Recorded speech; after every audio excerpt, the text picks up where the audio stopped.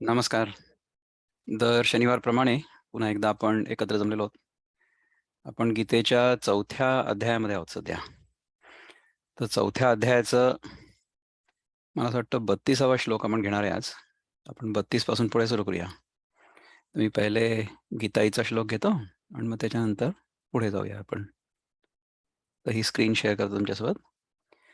तर 32वा श्लोक कसा आहे की विशेष बोलिले वेदे असे यज्ञ अनेक आहे, कर्माने घडिले जाण जाणून सुटशील तू. वेदांमध्ये अनेक प्रकारचे यज्ञ सांगितलेत. या यज्ञांचे प्रकार आपण बघितले गेल्या 2-3 आठवड्यांमध्ये. असे अनेक यज्ञ आहेत. पण ते सगळेच्या सगळे कर्म जे आहेत ना, ते कर्माने घडतात. म्हणजे आपण जे कर्म करतो, तो कर्म म्हणजे यज्ञ. पण ते कर्म स्वार्थासाठी असलं तरी सुद्धा तो यज्ञ होऊ शकतो. असं नाही की स्वार्थासाठी जर केला आपण यज्ञ तर तो यज्ञ होत नाही. म्हणजे आपण पुत्रकामेष्टी यज्ञाचा प्रकार बघितला होता किंवा राजसूय यज्ञ. तर त्याच्यामध्ये ह्या जगामध्ये काहीतरी मिळवण्यासाठी म्हणून आपण यज्ञ करतोय, अशी भावना आहे. तर तो यज्ञ ठीक आहे. तर त्याच्यासाठी वेदांमध्ये आपल्या इथे सांगितलेलं आहे, की तुम्ही कशाप्रकारे यज्ञ केला, की तुम्हाला काय फळ मिळेल वगैरे दॅट इज ऑल राइट. तर त्याला काही आक्षेप नाहीये आपल्याला. ज्यांना तशा गोष्टी करण्यामध्ये रस आहे, त्यांनी तशा प्रकारचे यज्ञ करावेत. त्या यज्ञाचं जे काही प्रोसेस आहे, प्रोसिजर आहे, कशाप्रकारे तो यज्ञ केला पाहिजे वगैरे ते सगळं करा आणि तुम्हाला त्याचं फळ मिळेल. त्याच्याबद्दल काही शंका घ्यायचंही कारण नाहीये आणि आक्षेप घ्यायचं पण कारण नाहीये. जोपर्यंत आपण आपलं सगळं कर्म धर्माच्या अधिष्ठानावर करतोय, म्हणजे धर्माधिष्ठित जर असलं आपलं कर्म, तर मग त्याच्यापासून जे फळ मिळेल ते आपल्यासाठी जरी असलं तरी ते समष्टीसाठी पण ओके असतं. ह्याला काही हरकत नाही. आपण कुठल्या प्रकारच्या यज्ञाचा विचार करतोय, की जो निस्वार्थी यज्ञ असेल तो. तर लेट अस सी की हा 32वा श्लोक प्रभुपाद काय म्हणतात, की "एवं बहुविधा यज्ञा वितता ब्रह्मणो मुखे, कर्मजान् विद्धि तान् सर्वान्, एवं ज्ञात्वा विमोक्षसे." हं. एवं बहुविधा यज्ञा, एवं म्हणजे 10, बहुविधा म्हणजे व्हेरियस काइंड्स ऑफ यज्ञा म्हणजे सॅक्रिफाइसेस. वितता आर स्प्रेड. वितता म्हणजे दे आर स्प्रेड. ब्रह्मणा ऑफ द वेदास. मुखे म्हणजे थ्रू द माउथ. कर्मजान बॉर्न ऑफ वर्क. म्हणजे आपण जे काही कर्म करू त्यातून जे काही उत्पन्न होईल ते कर्मजान. विधी म्हणजे यू शुड नो. तान म्हणजे देम. सर्वान म्हणजे ऑल. एवम म्हणजे दस. ज्ञात्वा म्हणजे नोईंग. आणि विमोक्षसे यू विल बी लिबरेटेड. याचा अर्थ काय पूर्ण, की all different types of sacrifices are approved by the Vedas, and all of them are born of different types of work. Knowing them as such, you will become liberated. आपल्याला यज्ञातून काय मिळवायचंय हे आपण पहिले ठरवायचं. आपण ज्या प्रकारच्या यज्ञाबद्दल सध्या बोलतो आहोत किंवा आपल्या चिंतनामधनं आपल्याला ज्या दिशेने जाण्याची इच्छा आहे, ती दिशा कुठली आहे? की आपला जो यज्ञ असेल, तो यज्ञ समष्टीसाठी उपयोगाचा असेल. म्हणजे आपण आत्ताही जे करतो आहे, ते कसं आहे की ठीक आहे, याच्यातनं आपल्याला काहीतरी कळतंय, आपण काहीतरी शिकतोय. परंतु आपण जे काही शिकू, त्यांनी आपल्या जीवनामध्ये अशा प्रकारचं परिवर्तन घडेल, की आपलं प्रत्येक कर्म समष्टीच्या कल्याणासाठी असेल. म्हणजे आपल्या जीवनामध्ये कर्मयोग प्रतिष्ठित होईल. आपल्याला कर्म, भक्ती, ज्ञान ह्या तिन्ही गोष्टी वेगवेगळ्या बघायच्या नाहीयेत. आपण तिन्ही दृष्टिकोनातनं ह्या प्रत्येक श्लोकाचा किंवा त्याच्यावरच्या ज्या ओव्या ज्ञानेश्वर महाराजांनी आपल्याला सांगितल्या आहेत, त्या सगळ्यांचा विचार करत असतो. आपल्याला 3 गोष्टी वेगळ्या नाही बघायच्या आहेत. एकत्रितच बघायच्या आहेत. कारण की ह्या तिन्ही एकरूपच आहेत. कर्म म्हणजे बाहेरच्या जगामध्ये आपल्या हातून घडणाऱ्या क्रिया. भक्ती म्हणजे ते करत असताना आपल्या मनामधला भाव. कुठला भाव? शरणागतीचा म्हणजे शरणागती towards the totality. The totality is ईश्वर. आणि त्याच्या प्रती आपली जर श्रद्धा असली आणि त्याच्या पायाशी आपण जर आपल्या कर्माचं फळ अर्पण करणार असलो, तर ती भक्तीच झाली ना. म्हणजे बाहेरचं कर्म होत असताना देखील आतमध्ये हा भगवत भक्तीचा भाव आहे. आणि हे सगळं अवेअरनेसमध्ये होतं. म्हणजे we are aware that this whole thing is an appearance.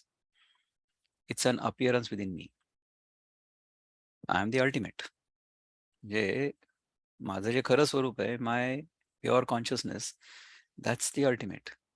That's the ultimate reality. आणि त्याच्यामध्ये ह्या सगळ्या गोष्टी आपल्याला दिसतायत, म्हणजे दिसतायत असं वाटतंय. केव्हा दिसतात? जेव्हा आपण जागे असतो तेव्हा, किंवा स्वप्नातही दिसतात. तर जागृत अवस्थेमध्ये आणि स्वप्नामध्ये ज्या गोष्टी आपल्याला दिसतात, those are appearances because they come and go, they come and go, they come and go. आगमा पायनो नित्यास. So they start in time and end in time. So they are temporary. So what is permanent? You are permanent. You are that. तत्वमसी. हे आपल्याला शिकायचं आहे. तर ह्या गोष्टी आपण नेहमी मनात ठेवायच्या. प्रियाताई जसं म्हणतात आपल्याला, की दादा प्रत्येक वेळेस तुम्ही ह्या 2 गोष्टी आम्हाला सांगता. बॉटम लाईन काय आहे? बॉटम लाईन आहे, की आपण खरे सत्य आहोत. आपण म्हणजे स्वतःला जे देह मानून बसलेलो ते सत्य नाही. आणि आपण स्वतःला जे वेगळा जीव मानून बसलेलो आहे, ते पण सत्य नाही आहे. So both these mistaken notions we have to transcend. ते झाल्यानंतर मग आपल्या मनातनं भीती पूर्णपणे जाणार आहे. आसक्ती पूर्णपणे जाणार आहे. आणि संकल्प पूर्णपणे जाणार आहेत. आता आजच मला कोणीतरी प्रश्न विचारला, की तुम्ही समजा तुमच्या मनामध्ये अजिबात इच्छाच नसली कुठलीच, तर मग हे जग बंद पडेल ना? अशा प्रकारची भीती आपण आपल्या मनामध्ये बाळगण्याची काही गरज नाही. हे जग बंद नाही पडू शकत. आपण समजा मनामध्ये इच्छा नाही ठेवली, तरी देखील आपलं शरीर चालवण्यापुरतं आपल्याला काहीतरी कर्म करणं तर भाग आहे ना. समजा माझ्या मनामध्ये काहीच इच्छा नाही उरली, तरीसुद्धा शरीर तर चालतंय ना, तर त्याच्यासाठी काही ना काही तर करायला लागेल ना. जोपर्यंत मला भूक लागते तोपर्यंत मला खाणं आवश्यक आहे. जर मला भुकेवर आणि तहानेवर मी विजय मिळवला आणि मी स्वस्थपणे समाधीत बसून राहिलो, तर ठीक आहे. म्हणजे तशा प्रकारची सिद्धी जर आपल्याला प्राप्त झाली तर काही हरकत नाही. पण तशा प्रकारची सिद्धी जोपर्यंत प्राप्त होत नाहीये, तोपर्यंत आपल्याला काहीतरी करणं भाग आहे ना. ते करत असताना कर्ताभाव मनामध्ये न ठेवणं आणि हे समजणं, की सुख हे इच्छा पूर्तीमध्ये नसून इच्छा निवृत्तीमध्ये आहे. एवढं फक्त समजणं. म्हणजे असं नाही की तुम्ही काही कर्म करणार नाही. कर्म कराल. कर्म घडेल तुमच्या हातून. तुमच्या हातून कर्म घडेल असं लोकांना दिसेल. तुम्ही पण बघाल. परंतु ते कर्म करणारा कर्ता मी नाहीये, अशी भावना नेहमी मनामध्ये असेल. हा गीतेचा सिद्धांत आहे. गीता तुम्हाला कर्म करू नका असं नाही सांगत आहे. गीता तुम्हाला एम्फॅटिकली सांगते, की अकर्माशी संग नका करू तुम्ही. माते संगास्तु कर्मणी. माते संगः अस्तु अकर्मणी. म्हणजे अकर्मणी अवस्थेसोबत तुम्ही अटॅचमेंट नका धरू. You have to keep on doing your things. फक्त तुम्हाला कर्ताभाव त्यागायचा आहे. That is what you want to do. आता ह्या श्लोकाबद्दल किशोरजी काय म्हणतात ते आपण बघूया. सो लेट्स सी इन मुक्त छंद व्हॉट डज ही से. हे यज्ञ वेदात वर्णिले, ते कर्मातुनी उपजले. हे जेव्हा तू जाणसी, तेव्हा तू मुक्त होसी. हे जे यज्ञामध्ये वेद वर्णिलेले आहेत, ते कर्मातून उपजलेले आहेत. हे जेव्हा तुला कळेल, तेव्हा तू मुक्त होशील, असं भगवंत सांगतात. ठीक आहे. लेट्स गो इनटू वृत्तबद्ध. व्हॉट डज वृत्तबद्ध से? असे वर्णिले यज्ञ वेदात पार्थ, दया कर्म आधार जाणा यथार्थ. असे ज्ञान होताची कल्याणकारी, सुटावे प्रपंचातुनी दुःखकारी. हा, असे वर्णिले यज्ञ वेदात पार्थ. असे जे यज्ञ वेदामध्ये वर्णन केलेले आहे, तया कर्म आधार जाणा यथार्थ. त्याचा आधार म्हणजे कर्म आहे. असं ज्ञान होताच कल्याणकारी, म्हणजे असं जे ज्ञान आहे, जे कल्याणकारी ज्ञान आहे, असं ज्ञान तुला होताच तू प्रपंचातून सुटशील. कुठल्या प्रकारचा प्रपंच? दुःखकारी. म्हणजे ज्या प्रपंचातून दुःखाशिवाय दुसरं काही मिळू शकत नाही, अशा प्रकारच्या प्रपंचातून तू मुक्त होशील. अशा प्रकारे भगवंत आपल्याला सांगतायत. तर त्याचं आता ज्ञानेश्वरीमध्ये ज्ञानेश्वर महाराज काय म्हणतात ते बघूया. So let us get into Dnyaneshwari. मी आता I stopped sharing my screen. तर 32वा श्लोक जो आहे एवं बहुविधा यज्ञा वितता ब्रह्मणो मुखे कर्मजान् विद्धि तान् सर्वान् एवं ज्ञात्वा विमोक्षसे. ऐसे वेदाने सविस्तरी ज्या कथिले परोपरी ते यज्ञ नाना प्रकारी काही कथिले तुझ लागी. तर ज्ञानेश्वर महाराज म्हणतात, की वेदाने अशा प्रकारे सविस्तर जे कथिले परोपरी म्हणजे सारखं सांगितलेलं आहे, ते यज्ञ नाना प्रकारी आम्ही कथिले तुझ लागी. हे सगळे यज्ञाचे प्रकार मी तुला सांगितले. परंतु त्या विस्तारासी कर्तव्य नाही आपणासी कर्मजन्य जाणता यज्ञासी लागे न बंध कर्माचा. कसं आहे बघा, आपण मागच्या वेळेस पण बघितलं होतं ना, की हे सगळं वर्णन जे आलेलं आहे, की प्राणामध्ये अपान विरघळावा आणि अपानामध्ये प्राण विरघळावा वगैरे अशा प्रकारचं हे सगळं टेक्निकल नॉलेज जे आहे, सगळी तंत्र जी आहेत, ती तंत्र ठीक आहे त्यांच्या जागी, परंतु त्याच्यामध्ये आपल्याला अडकायचं नाहीये. आपल्याला करायचं काय आहे, की त्यांचा वापर करायचा आहे जेवढा आवश्यक आपल्यासाठी असेल तेवढा. म्हणजे मला जेवढी योगासनं येतात, योगासनांचं तुम्हाला एक गंमत सांगायला पाहिजे, की ते तुम्हाला जर एकदा लक्षात आलं ना, म्हणजे तुम्ही योगामध्ये अडकणार नाही. तर योगासनांचं जे तत्व आहे ना, ते सांगतो तुम्हाला. त्याच्यामध्ये खूप तुम्हाला इंटरेस्ट आहे बघा. आपल्याला काय वाटतं, की आपण ते रामदेव महाराज ज्या प्रकारे योगासनं करतात ना, तशा प्रकारे आपल्याला योगासनं करता यावी किंवा आणखीन कोणी योगा गुरु असतील, तशा प्रकारे आसनं आपल्याला करता यावी, अशी आपल्या डोक्यामध्ये एक इच्छा असते. आता तुम्हाला सांगतो, की योगासनांचा फायदा कसा होतो शरीरावर. तर एक साधं उदाहरण देतो, की आपल्याला समजा ही मान उजवीकडे वळवायची आहे. समजा ही मान मी अशी उजवीकडे वळवली. ठीक आहे. तर काय होईल, की या गळ्याच्या ठिकाणी पीळ बसेल. ठीक आहे. आता सहजपणे माझी मान जितक्या दूर जाते, तितक्या दूर गेल्यानंतर जेवढा पीळ माझ्या मानेला बसेल आणि तिथल्या स्नायूंवर म्हणा किंवा तिथल्या अवयवावर जो काही ताण पडतोय, त्यांनी मला जो फायदा होतोय, तोच फायदा तुम्हाला देखील तुमच्या क्षमतेप्रमाणे तुमच्या लिमिटपर्यंत गेल्यानंतर मिळेल. लक्षात येतंय का? म्हणजे बघा, की जेवढ्या प्रमाणात माझी मान वळते उजवीकडे, तेवढ्याच प्रमाणात तुमची मान उजवीकडे वळेल असं नाहीये. तुमची मान जिथपर्यंत वळते ना, तिथपर्यंत तुम्ही वळवायला पाहिजे आणि त्या ठिकाणी तुम्हाला देखील तेवढाच फायदा होईल, की जेवढा मला होतोय माझी मान थोडी जास्त वळल्यामुळे.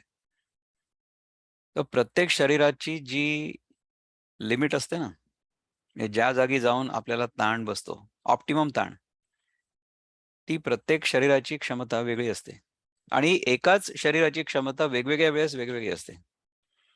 म्हणजे उदाहरणार्थ आपण जेव्हा सूर्यनमस्कार करतो, तेव्हा सूर्यनमस्कारामधलं एक आसन आहे उत्तानासन. उत्तानासन म्हणजे कसं, की किंवा त्याला हस्तपादासन पण म्हणतात. आपले हात आपल्या पायाशी टेकतात आणि आपलं डोकं गुडघ्याशी टेकतं किंवा गुडघ्याच्या खाली जातं. जे काही तुमची क्षमता असेल त्याप्रमाणे. ठीक आहे. तर त्या उत्तानासनामध्ये आपल्या पाठीवर ताण पडतं ना, तर एक कुठलातरी पॉइंट असा असेल, की जिथपर्यंत आपली पाठ सहजपणे खाली वाकेल. प्रत्येकाची वेगवेगळी असेल ती. म्हणजे काही-काही लोकांचं डोकं म्हणजे माझं स्वतःचंच डोकं आता गेल्या काही दिवसांमध्ये अगदी पूर्णपणे गुडघ्याच्या खाली जातं. म्हणजे माझी हनवटी गुडघ्याला लागते आणि त्याच्या खालती डोकं जातंय. तेवढं आधी नव्हतं होत. का नव्हतं होत? कारण की पोटमध्ये यायचं. पोट खूप मोठं होतं. तर जोपर्यंत ते पोट मोठं आहे तोपर्यंत डोकं गुडघ्याच्या खालती नव्हतं जात. आता जातंय. आता ह्याच्यासाठी मी काय केलं? मी काहीच नाही केलं. मी फक्त आहारशुद्धीचा कार्यक्रम केला. तर आहारशुद्धीमुळे काय होतं, की देहशुद्धी होते. देहशुद्धी म्हणजे काय, की जे आपण अन्न खाऊ, ते अन्न बरोबर ज्या धातूमध्ये रूपांतरित व्हायला पाहिजे, त्या धातूमध्ये ते होईल. आयुर्वेद काय सांगतं आपल्याला, की अन्नाचं रूपांतर कशामध्ये होतं? रस, रक्त, मांस, मज्जा, अस्थी सॉरी रस, रक्त रस, रक्त, मांस, मेद पहिले म्हणजे फॅट टिश्यू. अस्थी, मज्जा, शुक्र असे 7 धातू आहेत. तर जर तुमच्या शरीरातला अग्नी ठीक असला आणि तुमचं अन्न जर शुद्ध असलं, तुम्हाला भूक लागलेली असताना तुम्ही जेवलात, तर त्याचं रूपांतर ह्या सगळ्या धातूंमध्ये व्यवस्थित व्हायला पाहिजे. आणि मेद जो आहे म्हणजे फॅट टिश्यू तो फारसा जमा नाही होणार. आणि जो जमा झालेला असेल मेद, तो सगळा चालला जाईल ओव्हर टाईम. तर तशा प्रकारे जेव्हा शरीरातलं सगळं फॅट चाललं गेलं, तेव्हा शरीर वाकायला लागलं, अगदी सहजपणे. जे लोक कधी ज्यांनी नॉन-व्हेज वगैरे खाल्लेलं असेल ना, त्यांना असं लक्षात येईल, की आपल्या ज्या मसल्स असतात ना, म्हणजे मांस, ते ताणलं जाऊ शकतं. मसल्स आर फ्लेक्सिबल, परंतु the fat is not flexible. मेद जो असतो ना, तो ठिसूळ असतो. So fat is brittle. तर जर तुम्ही कधी कच्चं मांस कापलं असेल किंवा बघितलं असेल कुठे, तर ते कच्चं मांस जे असतं ना, ते त्याचं मसल जे असतं ते फ्लेक्सिबल असतं आणि फॅट इज नॉट फ्लेक्सिबल. जे नाही नाही खात नॉन त्यांना ठीक आहे, त्यांना माहिती नसेल. तर म्हणजे खाऊ नये असंच आपण म्हणतो. परंतु मी तुम्हाला फक्त जे फंडामेंटल ऑब्झर्वेशन आहे ते सांगतो, की अशा प्रकारे आपल्या शरीराची रचना आहे, की मांस जे आहे ते ताणलं जाऊ शकतं आणि मेद जो आहे ताणलं नाही जाऊ शकत. म्हणून काय होतं, की जेव्हा आपण शरीरामध्ये मेद साठलेला असताना शरीर ताणायचा प्रयत्न करतो, तेव्हा शरीर ताणलं नाही जात. कारण की ते मेदमध्ये येतं. असं होतं. तर अशा प्रकारे समजा आपण कोणीतरी अनम्युटेड झालंय. 1 मिनिट थांबा हां. Hold on. ओके. कुठे होतो आपण? तर ह्या सगळ्या गोष्टींशी आपण आसक्त व्हायला नको. म्हणजे हां, तर तर सांगण्याचा अर्थ काय होता, की ज्या पॉइंटला तुमचं शरीर सहजपणे जातंय ना, त्या पॉइंटला तुम्हाला 100% फायदा होणार आहे. म्हणजे समजा तुमचं शरीर म्हणजे तुमचं फक्त हे डोकं हाच भाग समजा तुमच्या गुडघ्याला टेकला. That is your limit.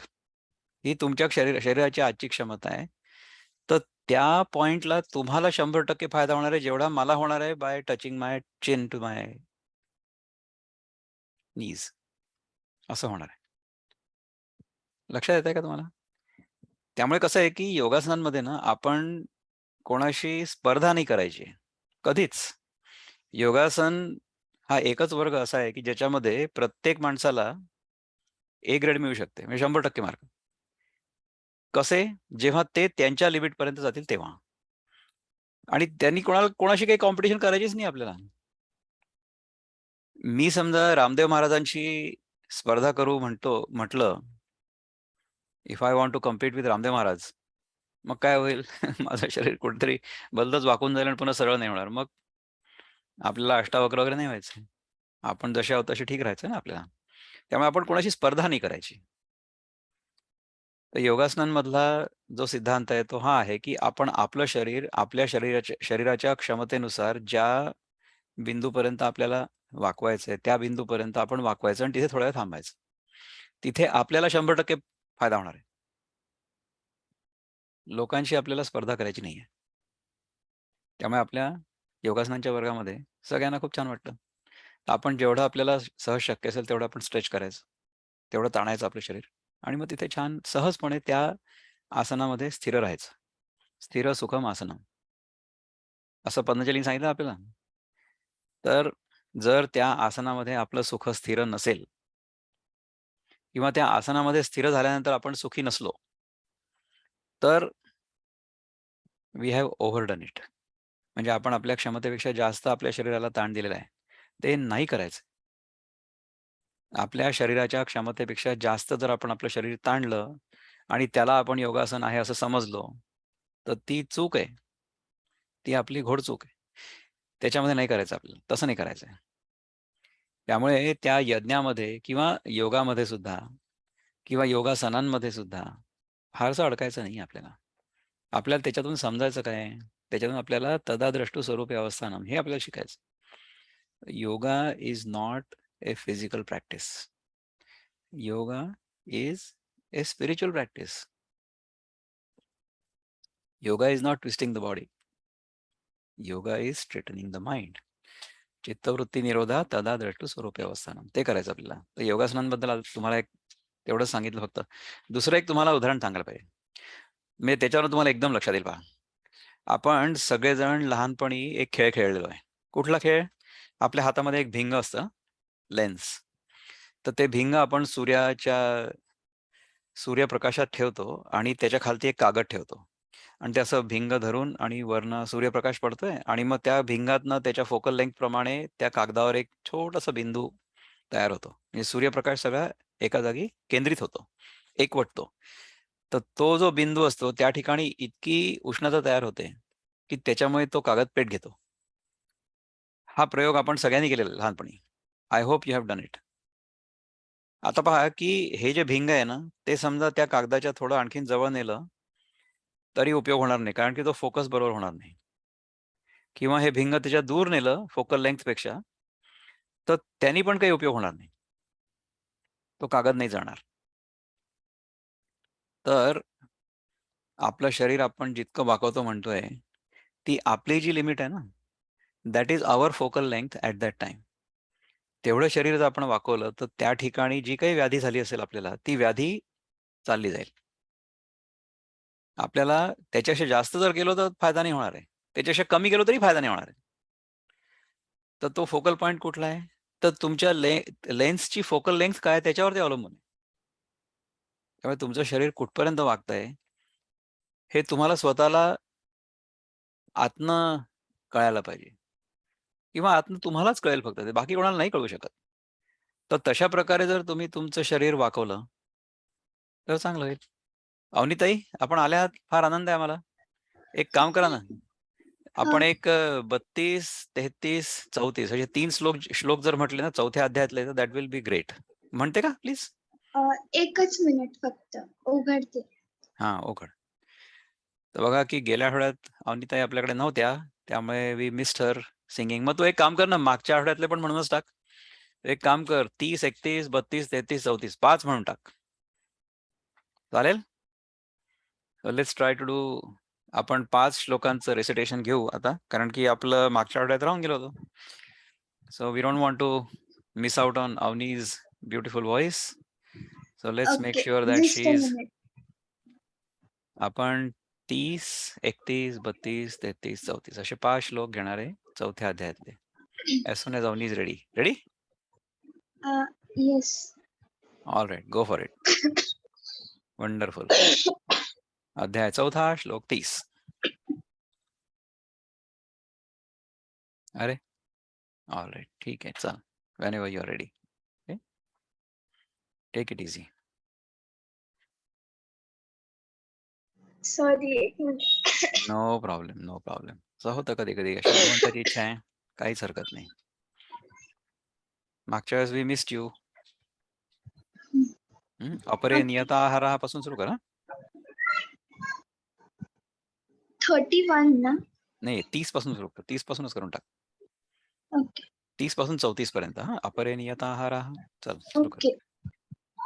अपरे नियताहाराः प्राणान् प्राणेषु जुह्वति सर्वेऽप्येते यज्ञविदो यज्ञक्षपितकल्मषः यज्ञशिष्टामृतभुजो यान्ति ब्रह्म सनातनम् नायल्लोकोऽस्ति यज्ञस्य कुतोऽन्यः कुरु सत्तम एवं बहुविधा यज्ञा वितता ब्रह्मणो मुखे कर्मजान् विद्धितान् सर्वानेव ज्ञात्वा विमोक्ष्यसे श्रेयान् द्रव्यमयाद्यज्ञात् ज्ञानयज्ञः परन्तप सर्वं कर्माखिलं पार्थ ज्ञाने परिसमाप्यते तद्विद्धि प्रणिपातेन परिप्रश्नेन सेवया उपदेक्ष्यन्ति ते ज्ञाने ज्ञानिनस्तत्त्वदर्शिनः.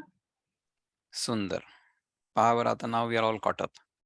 मागच्या वेळेस हे श्लोक राहून गेले होते आपले तुझ्याकडनं ऐकण्याचे. मी माझ्या आवाजात म्हणून टाकले होते, लोकांनी त्याला गोड गोड करून घेतलं होतं. पण आता आपण खरंच गोड आवाजात ऐकले. आहे की नाही? असं झालं. तर 32वा श्लोक. ठीक आहे, it's okay. You are most welcome. You are always welcome आणि you should always try to come. म्हणजे मग माझं काम तेवढं सोपं होतं. तर ह्याच्या पलीकडचे जे 3 श्लोक आहेत ना, त्या तिन्ही श्लोकांवर ज्ञानदेव महाराजांनी एकत्रित किती ओव्या लिहिल्यात पहा. 197 पासून ते 214 पर्यंत. अरे बापरे! म्हणजे 14 आणि 6, 14 आणि 4, 18 ओव्या लिहिल्यात. आता आज ह्या सगळ्या होतील किंवा नाही मला माहित नाही, पण जेवढ्या होतील तेवढ्या आपण करू. पण हे तिन्ही श्लोक बाळ अवनी 35वा श्लोक पण म्हणूनच टाक ना please. Can you do that please for us? Avani 35वा श्लोक पण म्हणते का? आहे का तू इथे? बरं ठीक आहे, जाऊ द्या, नो प्रॉब्लेम. 35वा श्लोक असा आहे पहा की यज्ञात्वा न पुनर्मोहम एवं यास्यसि पांडव येन भूतान्यशेषेण द्रक्ष द्रक्ष्यस्यात्मन द्रक्ष्यस्यात्मन्यथो मयी. किती कठीण आहे पहा बरं. अवनी आपली असते इथे, त्यामुळे आपल्याला पुष्कळ फायदा होतो तिचा.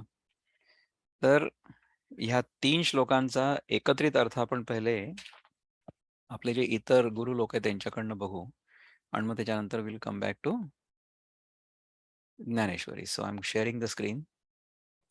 पहिले आपण विनोबा आणि आपलं प्रभुपाद काय म्हणतात पाहूया. द्रव्ययज्ञाहुनी थोर ज्ञानयज्ञची थोर तो. हा 33वा श्लोक सुरू आहे. पावती सगळी कर्मे अंती ज्ञानात पूर्णता. द्रव्ययज्ञाहुनी म्हणजे आपण जे द्रव्ययज्ञ एखादी वस्तू दान केली तर त्याच्यापेक्षा थोर ज्ञानयज्ञ जे आपण आत्ता सध्या करतोय ते दॅट इज हायर लेवल. ते म्हणतात ना की instead of giving fish to a hungry person you should teach him how to fish. म्हणजे मग काय होईल की तो जन्मभरासाठी ठीक होईल. एकदा तुम्ही त्याला खायला घातलं की तो तेवढ्या पुरता सॅटिस्फाय होईल.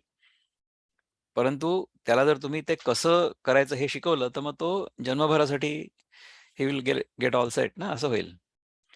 सेवा करुनी ते जाण नम्र भावे पुसोनिया ज्ञानोपदेश देतील ज्ञानी अनुभवी तुझ. सेवा करुनी ते जाण नम्र भावे पुसोनिया. नम्र भावे पुसुनिया म्हणजे पुसुनिया म्हणण्यापेक्षा पुसुनिया म्हणजे झाडू पोछा नाही, पुसुनिया म्हणजे विचारून. Is how I understand it. Okay. ज्ञानोपदेश देतील ज्ञानी अनुभवी तुझं. जे ज्ञानी आणि अनुभवी लोक आहेत ते ज्ञानोपदेश तुला देतील केव्हा? जेव्हा तू त्यांची सेवा करशील तेव्हा, नम्र भावानी. ज्या ज्ञानाने असा मोह न पुन्हा पावशील तू आत्म्यात आणि माझ्यात भूते भूते निशेष देखुनी. अशा प्रकारचं ज्ञान जेव्हा तुला होईल तेव्हा तुला पुन्हा मोह होणार नाही. आणि आत्म्यात म्हणजे तुझ्या स्वतःच्या आत्म्यात आणि माझ्यात म्हणजे परमात्म्यात भूते निशेष देखुनी. ही सगळी जी भूत आहेत म्हणजे भूत म्हणजे जीव, हे सगळे जे appearances all these living beings हे सगळे तू स्वतःमध्येच अनुभवशील. Everything is within us and we are a part of everything. अशा प्रकारे आपल्याला लक्षात येईल. तर आपण प्रभुपाद काय म्हणतात बघूया याच्याबद्दल. श्रेयान द्रव्यम या ज्ञान यज्ञ परंतपा. हे आपण म्हटलं ना की याचं ट्रान्सलेशन बघू आपण सरळ. O chastiser of the enemy. Chastiser of the enemy म्हणजे काय? परंतप. परंतप म्हणजे जे इतर लोक आहेत त्यांना तू त्यांची जागा दाखवतो. परंतप म्हणजे O chastiser of the enemy. The sacrifice performed in knowledge is better than the mere sacrifice of material possessions. म्हणजे आपण यज्ञामध्ये जे द्रव्य वगैरे टाकतो ना त्याच्यापेक्षा ज्ञानयज्ञ आपण जे आत्ता जो करतो आहे, we are trying to understand things, तो जास्त चांगला आहे. After all O son of Pritha all sacrifices of work culminate in transcendental knowledge. म्हणजे अर्थात प्रभुपाद आपल्याला म्हणतात की knowledge is only transcendental knowledge. Transcendental knowledge म्हणजे काय की कृष्ण हा जो आहे हा आपल्या सगळ्यांचा ईश्वर आहे आणि आपल्याला त्याच्या चरणाशी लीन व्हायचं आहे आणि त्याची भक्ती आपण आजन्म करायचं आहे. आजन्म नाही, जन्मजन्म करायचं आहे. That is transcendental knowledge. तद्विधी प्रणिपातेन परिप्रश्नेन सेवया उपदेक्षन्ति ते ज्ञानम ज्ञानिनस तत्वदर्शिनः. हा पण एक खूप चांगला श्लोक आहे. तर just try to learn the truth by approaching a spiritual master. Inquire from him submissively and render service unto him. म्हणजे आपल्याला खरंच जर ज्ञान हवं असेल तर आपल्याला गुरुची सेवा करून त्याच्या चरणाशी राहून नतमस्तक राहून म्हणजे त्याच्यासारखे पाय चेपत बसायची गरज नाही. परंतु we have to be surrendered to his instruction. आपल्याला आपल्या गुरुनी जे सांगितलं असेल ते आपण तंतोतंत पाळायचंय आणि त्यानुसार आपला उद्धार करून घ्यायचा आहे. The self realized souls can impart knowledge unto you because they have seen the truth. कोण आपल्याला सत्य सांगू शकेल, की ज्यांनी त्या सत्याचा अनुभव घेतलेला आहे, तीच व्यक्ती आपल्याला सत्य सांगू शकेल ना. तर अशा माणसाच्या चरणाशी आपण जाऊन शिकायचं आहे. That is called Upanishad. Upanishad ह्या शब्दाचा अर्थ तोच आहे, की आपण आपल्या गुरुच्या चरणाशी बसून तो जे आपल्याला ज्ञान देईल, ते ज्ञान ग्रहण करण्याचा प्रयत्न करायचा. यज्ञात्वा न पुनर्मोहम एव यास्यसि पांडव येन भूतान्यशेषाणी द्रक्ष्यस्यात् मन्यथो मयी. पहा, having obtained real knowledge from a self realize soul, you will never fall again into such illusion. Illusion नाही आहे, सच डिल्युजन. और for by this knowledge, you will see that all living beings are but part of the Supreme, or in other words, that they are mine. तुला असं लक्षात येईल की हे सगळे जे जीव दिसतात हे सगळे माझ्यामध्ये आहेत. असं भगवान 15व्या अध्यायामध्ये पण सांगतात ना. हं? ममई वंशो जीवलोके जीवभूत सनातन. तर ते तर आपल्याला जेव्हा येईल तेव्हा आपण येऊ तिथे. सो दॅट पर्स्पेक्टिव्ह इज विशिष्ट अद्वैत. विशिष्ट अद्वैतामध्ये प्रत्येक जीव जो आहे म्हणजे आपण सगळे लोक, ते सगळे लोक कृष्णाचे अंश आहोत, असा विश्वास आहे. ठीक आहे, म्हणजे तसा विश्वास असायला काही हरकत नाही. पण आपल्याला तसा अनुभव येतोय का? आपल्याला अनुभव तर फक्त आपलाच येतोय. आपल्या अनुभवात आपल्याला काय येतंय हे महत्वाचं. याच्यानंतर आपले बंधू किशोर कुलकर्णी काय म्हणतात बघूया ह्या 3 श्लोकांबद्दल. So let's get into the, एक सेकंड हां. लेट्स गेट इंटू द मुक्तछंद फर्स्ट. सो 33, 34 आणि 35 आपण घेऊया, राईट? द्रव्य यज्ञापरी हे पार्थ ज्ञानयज्ञ असे श्रेष्ठ, सकल कर्मांचा अंत होई ज्ञानप्राप्तीत. ज्ञानयज्ञ श्रेष्ठ असल्यामुळे ह्या सगळ्या कर्मांचा अंत होई. कशामध्ये? ज्ञानप्राप्तीत. ज्ञान म्हणजे काय? अहम ब्रह्मास्मी, की हे सगळं म्हणजे मीच आहे, हे सगळं म्हणजे माझाच विस्तार आहे. जो इच्छिते उत्तम ज्ञान, त्याने ज्ञान्यासी द्यावा मान, करावी सेवा त्यांची प्रार्थावे, त्यांच्याच कृपेने ज्ञान मिळावे. ज्याला ज्ञानाची इच्छा असेल, त्यांनी जो ज्ञानी असेल त्याला मान द्यायला पाहिजे, त्यांची सेवा करायला पाहिजे आणि त्यांची प्रार्थना करायला पाहिजे आणि त्यांच्याच कृपेने आपल्याला ज्ञान मिळणार आहे. ठीक आहे? ह्याच्या पलीकडचा श्लोक जो आहे, ते जेव्हा ते ज्ञान होईल प्राप्त, मग न भासेल भ्रामक द्वैत, सकल भूते दिसतील तुझ माझी, आणि कधी दिसतील मज माझी. पहा, जेव्हा ते ज्ञान तुला प्राप्त होईल ना, तेव्हा जे भ्रामक द्वैत आहे, ते तुला भासणार नाही. म्हणजे द्वैताचा भास जरी झाला, तरी सुद्धा त्याच्या मागे अद्वैत आहे हे तुला लक्षात येईल. सकल भूते दिसतील तुझं माझी, म्हणजे तुला सगळीच्या सगळी जी सृष्टी आहे, सगळी जी भूत आहेत, सगळे जे जीव आहेत, ते तुझं माझी म्हणजे तुझ्यामध्ये आहेत असं दिसतील आणि ती दिसतील मज माझी. म्हणजे ती माझ्यामध्ये आहेत असं पण दिसतील. म्हणजे काय होईल, की मी आणि तू हे 2 वेगळे नाही आहेत, हे तुला लक्षात येईल. द्वैत संपूर्णपणे नष्ट होईल. अशा प्रकारे काय होईल, की द्वैताचा भास नाहीसा होऊन अद्वैत प्रतिष्ठित होईल. So this is what we want to understand. हे बघा, आपली ही गीतेची सगळी कहाणी जी आहे ना, ती फक्त कहाणी आहे. कशाकरता? आपल्याला हे संपूर्णपणे आणि दृढपणे कळायला हवं, की अद्वैत हे एकच सत्य आहे आणि तत्वमसी, ते तू आहेस. You are that.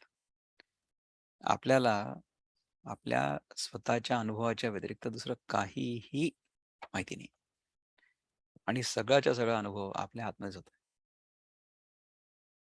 हे कळायला किती कठीण आहे? अजिबात कठीण नाही. दिस इज नॉट रॉकेट सायन्स.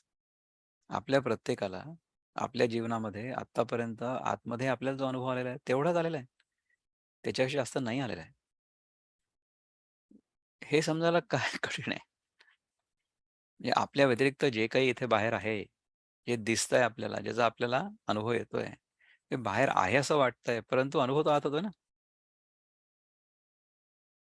बाहेरच्या जगाला जर आपण सत्य मानलं, तर मग आपण त्याच्याशी 4 हात करू, भांडू किंवा त्याची आसक्ती असेल आपल्याला, आपल्याला हवं-हवंसं वाटेल किंवा आपण त्याला कधी-कधी दुरुस्त करण्याचा प्रयत्न करू. No need at all. No need. म्हणजे आपल्याला कोणाला दुःख पण द्यायचं नाही आणि आपल्याला उगीचच्या उगीच कोणाच्या गळ्यात पण पडायचं नाही. म्हणजे आपली सेवा उगीचच्या उगीच कोणाला जबरदस्ती द्यायची गरज नाही. समाजसेवा करण्याची काही गरज नाही. समाजसेवा होऊ द्या. म्हणजे तुमच्या हातून जे काही घडतंय, तुम्हाला जे रोज करण्याची आवश्यकता आहे ना, तेच करा. उगीच जास्त काम आपल्या डोक्यावर ओढवून घेऊ नका. No need. तुम्हाला जे सहज करता येणं शक्य आहे, जे करत असताना सहजता प्रकट होते, जे करताना प्रेम प्रकट होतंय, जे करताना आनंद प्रकट होतोय, जे काम आपल्याला सहजपणे करता येते ते करा. एखादं काम करत असताना जर आपल्या मनामध्ये असं आलं ना, की "अरे, मला ह्याचा जाच होतोय. I am not happy doing this." That we should not do. कारण की समजा आपण एखादं काम करत असलो आणि ते करत असताना आपल्याला आनंद नसला आणि आपण आनंद फक्त दाखवत असलो बाहेरच्या बाहेर. म्हणजे काय होईल, की मनात एक आणि चेहऱ्यावर दुसरं असं होईल. अशा प्रकारे आपण जेव्हा कुठलंही कर्म करू ना, तेव्हा ॲसिडिटी होईल, आम्लपित्त. तसं नाही करायचं आपल्याला. तर मी ह्या श्लोकांचं जे ट्रान्सलेशन आहे तुम्हाला सांगितलंय. म्हणजे अजून ह्याच्या परत जे ज्ञानेश्वर महाराजांनी ज्या सगळ्या ओव्या इथे लिहिल्या आहेत, त्या अजून मी घेतल्या नाहीयेत. परंतु आत्तापर्यंत आपण जे काही चिंतन केलं त्याच्याबद्दल जर कोणाला काही बोलायचं असेल तर तुम्ही बोलू शकता. मी एकटाच बोलतोय कारण गेले अर्धा पाऊण तास. कोणाला काही म्हणायचं असेल तर तुम्ही हात वर करा, म्हणा, अनम्यूट करा, बोला. आणि नसेल तर मग आपण पुढे जाऊया. जे वेदांनी सांगितलेले हां. कोणी काही अनम्यूट केलंय का? Go ahead. हां, नाही दादा तुम्ही ते योगासनांचं सांगितलं ते फार भारी होतं आणि actually it is being incorporated in schools also. मी तुम्हाला लिंक पाठवेन मग त्याची. चालेल. फार छान वाटलं ऐकून. पुष्कळदा पहा, की कधी-कधी काय होतं, की एखादी गोष्ट अशी कधीतरी क्लिक होऊन जाते. म्हणजे मी ह्या विषयावर हे सांगणार आहे, हे मी आजचं सेशन सुरू करण्यापूर्वी ठरवलेलं नव्हतं.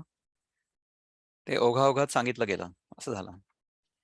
कारण की खूपदा काय होतं, की आपल्या मनामध्ये ना, योग ह्या विषयाबद्दल ना अनेक प्रकारच्या कल्पना असतात. योग हा शब्द आपण उच्चारला, की योग म्हणजे काय हे लोकांना कळतच नाही.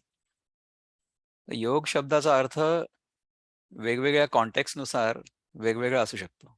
वेगवेगळ्या परिस्थितीनुसार वेगळा असू शकतो. योग म्हणजे एक टूल आहे. म्हणजे एखाद्या जसं आपण गाडीच्या योगे एका जागेहून दुसऱ्या जागी जातो किंवा मी माझ्या मुखायोगे जे काही बोलतोय ते बोलतोय. आहे ना? आपल्या शरीराच्या योगामुळे आपण जगामध्ये गोष्टी करतो. So the yoga itself is an instrument or a tool. त्याचप्रमाणे योगशास्त्र जे आहे ना, that entire yogashastra is a tool. For what? तदाद्रष्टू स्वरूपे अवस्थान. आपल्या स्वतःच्या स्वरूपाची आपल्याला आतून ओळख पटणं, हे योगशास्त्राचं फलित आहे. परंतु आपण आपलं शरीर किती वागतंय, त्याला सर्वस्व म्हणून बसलो. त्यामुळे ज्या प्रकारे योग या शब्दाचा अर्थ जगामध्ये घेतला जातो आजकालच्या जगामध्ये, तो जर पतंजली मुनींनी ऐकला ना, तर पतंजली मुनी केस उपटतील स्वतःचेच. ते म्हणतील, की योग म्हणजे तुम्ही जे करताय ते नाहीये रे बाबांनो. मला तसा अर्थ अजिबात अभिप्रेत नव्हता. तुम्ही भलताच अर्थ तो समजून बसलात. Not correct. तर तो अर्थ आपण बरोबर कळला आपल्याला तर आपण तसं वागू ना आणि तशा प्रकारे आपलं जीवनयापन करू, नाही? तर जे वेदांनी सांगितलेले स्थूल म्हणती क्रियेमुळे स्वर्ग सुख हे मानिलेले आहे ज्याचे अपूर्व फळ. जे वेदांनी सांगितलेले स्थूल म्हणती क्रियेमुळे, स्थूल म्हणजे एनिथिंग मटेरियल, एनिथिंग ग्रोस. स्थूल म्हणजे ग्रोस. तर ग्रोस या शब्दाचा अर्थ जसा अमेरिकन इंग्लिशमध्ये आपण ग्रोस म्हणतो तसा नाहीये. ग्रोस म्हणजे अमेरिकेत ग्रोस म्हटलं म्हणजे डिस्गस्टिंग, घृणास्पद असा ग्रोस या शब्दाचा अर्थ अमेरिकेत होतो. परंतु ग्रोस या शब्दाचा जो क्लासिकल अर्थ आहे इंग्रजीमध्ये तो म्हणजे स्थूल. तर जे आपण स्थूल जगतामध्ये किंवा इव्हन आधिदैविक जगतामध्ये आपण ह्याच्या आधी पण एकदा केव्हा तरी ना आधिभौतिक, आधिदैविक आणि आध्यात्मिक या 3 गोष्टींबद्दल चर्चा केली होती. आधी भौतिक म्हणजे अगदीच मटेरियल, स्थूल, ग्रोस. आधी दैविक is a bit more subtle. परंतु बोथ आधी भौतिक आणि आधी दैविक म्हणजे at the material level, the body level and the mental level, both of them from adhyatmik level, from the point of view of the true self, आपल्या स्वतःच्या स्वरूपाच्या दृष्टीने आधी भौतिक आणि आधी दैविक या दोन्ही गोष्टी स्थूलच आहेत. आपल्याला आत्ता सध्या आपण ज्या दृष्टिकोनातून विचार करतोय ना, म्हणजे भौतिक दृष्टिकोनातून आपण जेव्हा विचार करतो तेव्हा आधी दैविक आपल्याला जास्त सूक्ष्म वाटतं. It's more subtle. म्हणजे ते आपल्याला मोजून सांगता नाही येणार. परंतु ते आहे हे आपल्याला जाणवतं सारखं. म्हणजे आपलं शरीर हे भौतिक आहे, ग्रोस, जड आहे ते. परंतु आपलं मन जे आहे ते सूक्ष्म आहे. ते आपल्याला जाणवतं ना. त्याला आपल्याला मोजमाप करून सांगता येणार नाही. परंतु ते आहे ह्याच्याबद्दल काही शंका नाही. आणि आपल्याला ते जाणवतं. सो दॅट इज आधी दैविक. ओके. तर हे सगळं आधी भौतिक आणि आधी दैविक म्हणजे both body and mind are gross from the view point of our own true self. From the view point of pure consciousness, both the body and the mind are material. मन देखील स्थूलच आहे from that point of view. तुम्ही कसं बघता त्याच्यावरती अवलंबून आहे. आता आजच सकाळी मी एक स्वामीजींचं ऐकत होतो, त्याच्यामध्ये त्यांनी सांगितलं बघा, की आपण एखाद्या गोष्टीकडे कुठल्या अँगलनी बघू, त्यानुसार ती गोष्ट आपल्याला छोटी दिसेल किंवा मोठी दिसेल, असं होऊ शकतं ना. आता बघा, की मी बरोबर या कॅमेऱ्यासमोर बसलेलो आहे. तर तुम्हाला माझा चेहरा बरोबर जसा आहे तसा दिसतोय. ठीक आहे. आता तुम्हाला गंमत करून दाखवतो बघा. आता हा कॅमेरा मी खालती घेतो. Let me take this camera down. आता बघा, असं जर बघितलं, काय होईल, की त्याचं पर्स्पेक्टिव्ह बदललं ना. म्हणजे माझा चेहरा जो आहे त्याच्यात थोडा जास्त जास्त लांब दिसतोय. बरोबर आहे. आता समजा आपण वरनं असं बघितलं, तर मग छोटा दिसेल ना.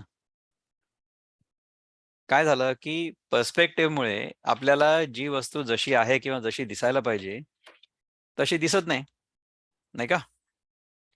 आणि जर आपली दृष्टी स्थिर नसली, तर आपल्याला दृश्य हलताना दिसेल. म्हणजे आत्ता जसं हे असं-असं हललं ना माझी स्क्रीन, म्हणजे कॅमेरा हलला, तर तुम्हाला माझा चेहरा हलल्यासारखा दिसला. तर कसं असतं, की जगाकडे आपण जेव्हा बघत असतो ना, तेव्हा आपलं मन जर स्थिर असलं, तर जगाचं दर्शन आपल्याला जसं आहे तसं होईल. परंतु आपलं मन जर स्थिर नसलं, तर जगाचं दर्शन आपल्याला अस्थिर होईल. म्हणजे बघा, की समजा आपला मूड ठीक नसला ना एखाद्या दिवशी, तर आपल्याला सारखी चिडचिड होते. सगळं चांगलं चाललेलं असलं तरीसुद्धा आपल्याला कशामध्ये काही बरं वाटत नाही. असं होतं. तर ह्याच्यात जगाचा दोष नाहीये. ह्याच्यात दोष आपल्या मनाचा आहे. तर ते जर आपण स्थिर केलं, तर जगाचं दर्शन जसं आहे तसं होईल. आणि जग हे आपल्या मनाचं प्रतिबिंब आहे, हे कळेल, सहजपणे कळेल. दॅट इज कॉल्ड योग चित्तवृत्ती निरोध. म्हणजे if your mind becomes completely still, त्याच्यामधल्या ज्या वृत्ती आहेत, म्हणजे जशा पाण्यावरच्या लाटा असतात, त्या शांत झाल्या, की काय होईल? आणि त्या पाण्यामधला जो गाळ असेल, तो बसला. तर मग त्याचं जे तळ आहे ते आपल्याला दिसेल. So when the water is still, when there are no waves, when there is no agitation, and when there are no impurities. आपल्या मनामध्ये वस्तूंबद्दलच्या इच्छा म्हणजे त्या लाटा आणि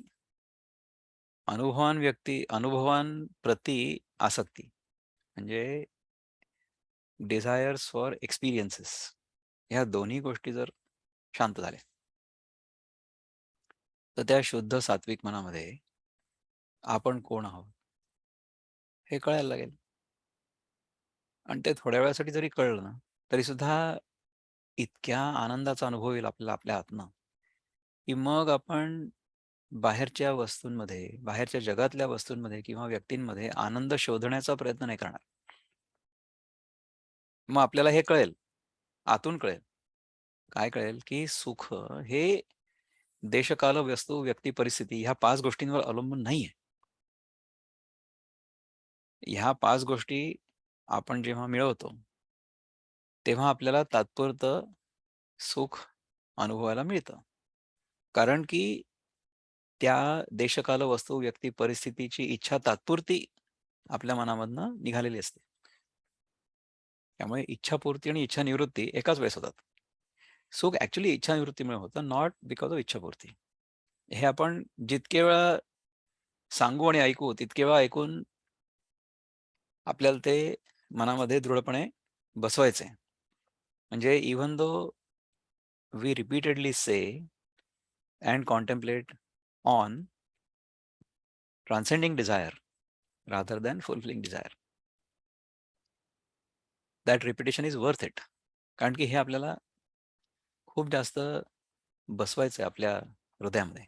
पक्क बसवायचं आहे. ठीक आहे? आता स्थूल क्रियेमुळे स्वर्ग सुख हे मानिलेले आहे ज्याचे अपूर्व फळ. ठीक आहे, अपूर्व फळ हे स्वर्ग सुख तुम्हाला मिळेल, जरूर मिळेल. तुम्ही जर यज्ञ व्यवस्थित केला, तुम्ही जर व्यवस्थित राहिला जगामध्ये, तुम्हाला सुख मिळेल. विद्यार्थी लभते विद्या, पुत्रार्थी लभते पुत्रा, धनार्थी लभते धनम आणि मोक्षार्थी लभते मुक्ती, व्हॉटएव्हर. ते सगळं मिळेल तुम्हाला. जे द्रव्यादींनी साधती, ते जरी यज्ञाची असती, तरी न येई कवण्या रीती ज्ञान यज्ञाची सरितया. द्रव्य यज्ञाने आपण जे साधतो, त्याची सर ज्ञान यज्ञाला जे काही फळ मिळतं त्याला म्हणजे तशी येणार नाही. ज्ञान यज्ञामुळे आपल्याला जे मिळतंय ते द्रव्य यज्ञामुळे नाही मिळणार, असं ज्ञानदेव सांगतात, विच इज करेक्ट. नक्षत्रे जरी चमकती, तरी भास्कराची या पुढती, निस्तेज होऊन राहती, तैसेच होते या ठाई. म्हणजे सूर्यप्रकाशामध्ये इतर जे सगळे तारे वगैरे असतात ना, ते सगळे डिसअपिअर होतात. म्हणजे आपल्याला ते दिसत नाही, कारण की सूर्यप्रकाश जास्त तेजस्वी आहे. का बरं? कारण की तो जवळ आहे म्हणून. तर ह्या सूर्यप्रकाशामध्ये चंद्र दिसतो, पण तोही फिका दिसतो. बाकीचे तर आपल्याला दिसतच नाहीत. नक्षत्र, तारे वगैरे असतात, दूर जे असतात ते नाही दिसत आपल्याला. त्याचप्रमाणे ज्ञानयज्ञामध्ये आपल्याला जे फळ मिळतं ना, ते इतकं चांगलं असतं, की त्याच्यापुढे हे बाकीच्या यज्ञातली जी फळं असतात ती तुच्छ असतात. असं होतं. पहा अर्जुना, परमात्म सुख हाच ठेवा अलौकिक, तो लाभाया योगी लोक ज्ञानरूपी अंजनासी. हं? पहा अर्जुना, परमात्म सुख हाच ठेवा अलौकिक आहे. तो लाभाया योगी लोक ज्ञानरूपी अंजनासी. आता ह्याच्या पुढे ऍक्च्युली हे संपलं नाही अजून ही गोष्ट. तो लाभाया योगी लोक ज्ञानरूपी अंजनासी काय? निज बुद्धीच्या लोचनात घालावयासी न विसरतात, होतसे जया ज्ञानात समाप्ती केल्या कर्माची. म्हणजे हे जे ज्ञानरूपी अंजन आहे, हे निजबुद्धीच्या लोचनात.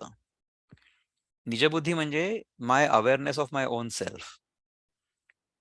म्हणजे त्या तिसऱ्या डोळ्याच्या तिसऱ्या डोळ्यामध्ये आपण ते अंजन टाकतो. तिसरा डोळा म्हणजे काय? की अवर ज्ञानचक्षु. So our eye of perception. म्हणजे ह्या 2 डोळ्यांनी आपल्याला भौतिक जगाचं ज्ञान होईल. परंतु अंडरस्टँडिंग जे आहे ना, ते तिसऱ्या डोळ्याने होईल. तर त्या डोळ्यामध्ये निजबुद्धीच्या लोचनात घालावयासी न विसरतात कुठलं? ज्ञानरूपी अंजन. ज्ञानरूपी अंजन म्हणजे काजळ. ते तुम्ही त्या डोळ्यामध्ये घाला. निजबुद्धीच्या लोचनात. होतसे जया ज्ञानात समाप्ती केल्या कर्माची.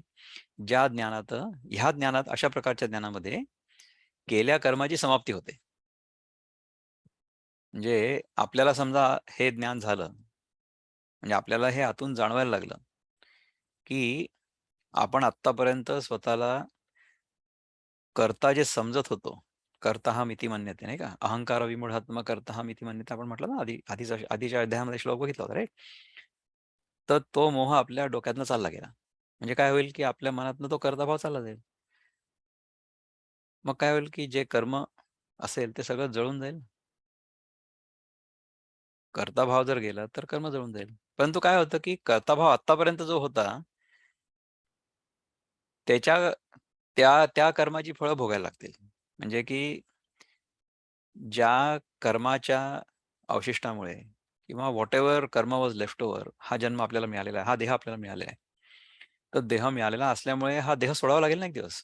म्हणजे ह्या देहाचा अंत होईल. देहांत होईल. देहांत होईलच. परंतु तो देहांत समजा आपण जाणीवपूर्वक पहिलेच करून टाकला. So if we dissolve our attachment with this body, आपली या देहाबद्दल जी आसक्ती आहे ती आपण जाणीवपूर्वक आधीच सोडून दिली. मग काय होईल की देहाला जो काही कर्मप्राप्त आहे, म्हणजे देहाचं जे काही होणार आहे ते होईल. देहाचा स्वभाव काय आहे की आधी थोडासा जन्म झाला त्याचा, मग त्याची वृद्धी झाली, मग त्याची तो इट बिकेम स्टडी आणि मग तो इव्हेंच्युअली इट विल डिक्लाइन आणि इट विल डिसअपिअर. डिसअपिअर म्हणजे देहामधले पंचमहाभूत जी आहेत ती पंचमहाभूतांमध्ये विलीन होतील. आपण कुठे नाही जाते. आपला मृत्यू नाही होऊ शकत आहे. मागच्या वेळेस आपण बघितलं होतं पहा. मृत्यू ही सगळ्यात मोठी भ्रांती आहे. There is no such thing as death. Why? Because there is no birth. जर माझा जन्मच नसेल झाला तर मृत्यू कसा होईल? मृत्यू is the biggest bluff there is. There is no mrityu. There is no birth. नैष्कर्म्य बोधाचे जे ज्ञान आहे मूळ आश्रयस्थान, जे करीतसे समाधान आत्म्यासाठी भुकेल्यांचे. नैष्कर्म्य बोधाचे जे ज्ञान, नैष्कर्म्य बोधाचे. नैष्कर्म्य म्हणजे काय? की माझ्याकडनं जे सगळं काही कर्म होत आहे ते सगळंच्या सगळं कर्म निष्काम कर्म आहे. आणि त्यातनं मला माझ्यासाठी स्वतःसाठी देर इज नो डिझायर. अशा प्रकारे कर्म केल्याने जे ज्ञान होतं आहे मूळ आश्रयस्थान, that is our true essential self. जे करीत असे समाधान, त्याच्यामुळे मला खूप समाधान मिळतंय आत्म्यासाठी भुकेल्यांचे. म्हणजे जे आत्म्यासाठी भुकेले आहेत म्हणजे कोण? मुमुक्षु. The ones who are deeply desirous of learning who they are or realising who they are. म्हणजे मला समजा मी स्वतः कोण आहे हे समजून घेण्याची अतिशय तीव्र इच्छा असली, दॅट इज अ मुमुक्षु. तर हे ज्ञान जो निष्काम कर्म करतोय त्याला होणार आहे. जेथे प्रवृत्ती पांगळी होते, तर्काची दृष्टी अंधारते, ज्याच्या योगे इंद्रियाते विसर पडे विषयांचा. हे बघा, जिथे प्रवृत्ती पांगळी होते म्हणजे काय की यू डोंट हॅव एनी प्रवृत्ती लेफ्ट एट ऑल. प्रवृत्ती डिझॉल्व्स. प्रवृत्ती म्हणजे to try to obtain something, आणि ही प्रवृत्ती आहे दॅट डिझॉल्व्स. का बरं? जिथे आपल्याला ज्ञान झालेलं आहे. ज्ञान काय झालेलं आहे की हे बाहेरचं जे दिसतंय ते इट्स ओनली अन अपिअरन्स. म्हणून ते प्राप्त करण्यामध्ये आपल्या मनामधली जी प्रवृत्ती होती याच्या आधी ती सगळी गळून पडते. तिथे तर्काची दृष्टी अंधारात आहे. तर्काची गरजच नाहीये. There is no reason. म्हणजे आपल्या स्वतःच्या स्वरूपाचं दर्शन तर्कामुळे आपल्याला नाही होणार. Logic can only take you so far. Logic you can understand. म्हणजे आतापर्यंत आपण जे काही चिंतन केलेलं आहे गेल्या वर्ष दीड वर्षात, त्याचं जे लॉजिक आहे किंवा जे अंडरस्टँडिंग आहे, जे इंटेलेक्च्युअल अंडरस्टँडिंग आहे, हे सगळे तुम्हाला कळतंय. सगळ्यांना आपल्याला सगळ्यांना कळतंय. Intellectual understanding is fine. परंतु त्याच्यामुळे अनुभव येतोय का? हे महत्वाचं आहे. अनुभव जरी नाही आला तरी सुद्धा इच्छा मनातल्या जात आहेत का? विचार करा थोडासा. म्हणजे आपल्या ह्या सगळ्या साधनेतून आपलं मन जास्त जास्त जास्त जास्त शांत व्हायला पाहिजे. कसं व्हायला पाहिजे? की आपल्या मनातल्या इच्छा हळू जायला पाहिजे. आणि एकाच वेळेस ऑन सम फाईन डे सगळ्याच्या सगळ्या इच्छा जर गेल्या, विच इज फाईन. प्रजहाती यदा कामान सर्वान पार्थमनोगतान आत्मन्यैव आत्मनातुष्टा स्थितप्रज्ञः उच्यते. असं समजा झालं तर किती चांगलं होईल. It has to only click. It has to click. तर हे सारखं चिंतन आपण जेव्हा करत असतो ना, तेव्हा ते आपल्याला केव्हा तरी देवाच्या कृपेने कळून जातं. तेव्हा मग काय होईल की तर्काची दृष्टी अंधारते, म्हणजे लॉजिक ऑल्सो फॉल्स अवे. ज्याच्या योगे इंद्रिया ते विसर पडे विषयांचा. म्हणजे इंद्रिय जी सारखी विषयांकडे धावतायत ती त्या विषयांना विसरून जातील. इंद्रियांची सारखी धाव आहे विषयांकडे ती थंड होईल. यदा संवर्ते चायम कुर्मोंगानी सर्वशः हे सहजपणे व्हायला लागेल. जाते मनाचे मनपण, सरे शब्दांचे बोलकेपण, ज्यात राहिले गुंतून ज्ञेय प्रत्यक्ष भेटते. हं? जाते मनाचे मनपण. The mind dissolves. मन म्हणजे काय माहिती आहे का? की जे शुद्ध चैतन्य आहे. Our essential self, the pure consciousness. याच्यामध्ये जेव्हा वेगळेपणाची जाणीव निर्माण होते, जेव्हा ह्याच्यामध्ये तरंग निर्माण होतात, दॅट इज कॉल्ड मन. So consciousness plus desire equal to मन. आणि मन विदाऊट डिझायर इज कॉन्शियसनेस. तर जर मनामधल्या सगळ्या इच्छा चालल्या गेल्या, कशा गेल्या? कारण की आपल्याला हे आपल्या बुद्धीला पटलं आणि त्यानुसार आपण even though we don't have the experience राहायला लागलो, की हे बाहेरचं जग म्हणजे सगळं भासमान आहे. त्यामुळे त्याच्याबद्दलची इच्छा आपल्या मनातनं चालली गेली. म्हणजे असं नाही करायचं आपल्याला. आपण पुष्कळदा सांगितलंय, की असं होणं म्हणजे आपल्याला जेव्हा भूक लागेल तेव्हा आपण जेवणार नाही असं नाहीये. शरीर रक्षणापुरता किमान स्वार्थ म्हणजे पाप नाही. अशा प्रकारचं एक पूर्ण तसंच चिंतन आपण केलेलं आहे याच्या आधी. ते करायला काहीच हरकत नाहीये. अवश्य करायचं. परंतु त्याच्यामध्ये अडकायचं नाहीये. हं. तर ज्यात राहिलेले गुंतून ज्ञेय प्रत्यक्ष भेटते. सरे शब्दांचे बोलकेपण. म्हणजे शब्द शब्द आणि विचार ह्या दोन्ही गोष्टी काय म्हणतात, की एकरूप नसले तरी सुद्धा शब्द म्हणजे त्या विचाराचं प्रगटीकरण आहे. आपल्या मनामध्ये जो विचार येतो ना, तो शब्दरूपाने प्रगट होतो. तर जर आपल्या मनामध्ये विचारच नाही आला, तर सरे शब्दांचे बोलकेपणा. म्हणजे शब्दांचं जे बोलकेपण आहे, ते सरे म्हणजे इट विल डिसअपिअर. ज्या व्यक्तीच्या मनामध्ये कुठलाच विचार नसेल, ती व्यक्ती मौन राहील. विचार का बरं नाहीये? कारण की अनात्म वस्तू जी आहे, ती गळून पडलेली आहे पूर्णपणे. म्हणजे तिचं फोलपण, तिचं मिथ्यापण म्हणजे इट इज अन अपीअरन्स. तो भास आहे, हे पूर्णपणे आतून कळून चुकलेलं आहे. म्हणून ते गळून पडलेलं आहे. अशा प्रकारे त्याचं जे फोलपण आहे, ते गळून पडलेलं असल्यामुळे ज्यात राहिलेले गुंतून ज्ञेय प्रत्यक्ष भेटते. ज्ञेय म्हणजे whatever we want to contemplate upon, म्हणजे the object of knowledge. There is a knower किंवा the person who wants to know म्हणजे ज्ञाता. ज्ञेय म्हणजे ज्या वस्तूचं ज्ञान आपण करून घेण्याचा प्रयत्न करतोय ती वस्तू. आणि ज्ञान, ज्ञाता, ज्ञेय आणि मला होणारं जे आहे ते ज्ञान आहे. राईट? तर ज्ञेय प्रत्यक्ष भेटते म्हणजे इफ दॅट ज्ञेय happens to be my own true self. तर ज्या प्रकारे आपल्याला वस्तूंचं ज्ञान होतं, कुठल्याही वस्तूचं म्हणजे समजा ही डबी आहे. तर ही डबी आहे आणि ही डबी आहे हे मला माहिती आहे. म्हणजे डबी इज द ज्ञेय. मी म्हणजे ज्ञाता. आणि ही डबी आहे हे मला माहिती आहे, हे मला कळतंय, हे ज्ञान. राईट? तर जिथे ज्ञाता, ज्ञेय आणि ज्ञान ही त्रिपुटी डिझॉल्व्ह होते. ते आपलं खरं स्वरूप आहे. म्हणजे त्याच्यामध्ये ही ज्ञाता, ज्ञेय, ज्ञान ही त्रिपुटी निर्माणच नाही होत. फक्त शुद्ध ज्ञान किंवा ज्ञाता आणि ज्ञेय हे द्वैत निर्माण होत नाही. ते खरं ज्ञान. हे आपलं खरं स्वरूप आहे.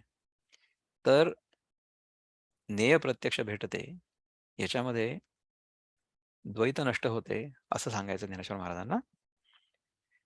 जेथ वैराग्याची दीनता नाहीशी होते तत्वता, विवेकासही तृप्तता हाव संपूर्ण जेथ लाभे. हं? जेथे वैराग्याची दीनता नाहीशी होते तत्वता, त्या अवस्थेमध्ये न वैराग्याची गरज आहे, न दीनतेची गरज आहे. वैराग्य केव्हा होईल? वैराग्य म्हणजे आपल्या मनातून एखाद्या वस्तूबद्दलची इच्छा पूर्णपणे निघून गेली. परंतु ती वस्तू मिथ्या आहे हे जर कळलं, तर वैराग्याची गरज आहे का? तर वस्तू जोपर्यंत खरी आहे असं वाटतं तोपर्यंत वैराग्याची गरज आहे. परंतु जर वस्तू खरी नाही आहे हे जर पूर्णपणे कळलं, तर वैराग्याची पण गरज नाही. वैराग्य सुद्धा गळून पडेल. असं होईल. आपण इथे थांबू आज. आज पुष्कळ झालंय आपल्याला. याच्याबद्दल जर आपल्याला कोणाला काही चिंतन करायचं असेल तर आपण अनम्यूट करू शकता स्वतःला आणि काही बोलू शकता. आपण इथपासून पुढे सुरू करू पुन्हा पुढच्या वेळेस. तर कोणाला काही बोलायचं असेल तर बोला. आणि नसेल तर आपण आत्ताच्या पुरतं इथे थांबूया. याच्यावर थोडासा आपण विचार करू. लेट अस कॉन्टेम्प्लेट ऑन धिस, की ज्ञाता, ज्ञेय आणि ज्ञान ही जी त्रिपुटी आहे, ही आपल्या खऱ्या स्वरूपामध्ये पूर्णपणे कशी विलीन होते. आणि अशा प्रकारच्या चिंतनामध्ये आपण हा पुढचा आठवडा घालवण्याचा प्रयत्न करू. पुढच्या शनिवारी पुन्हा भेटू. तोपर्यंत नमस्कार.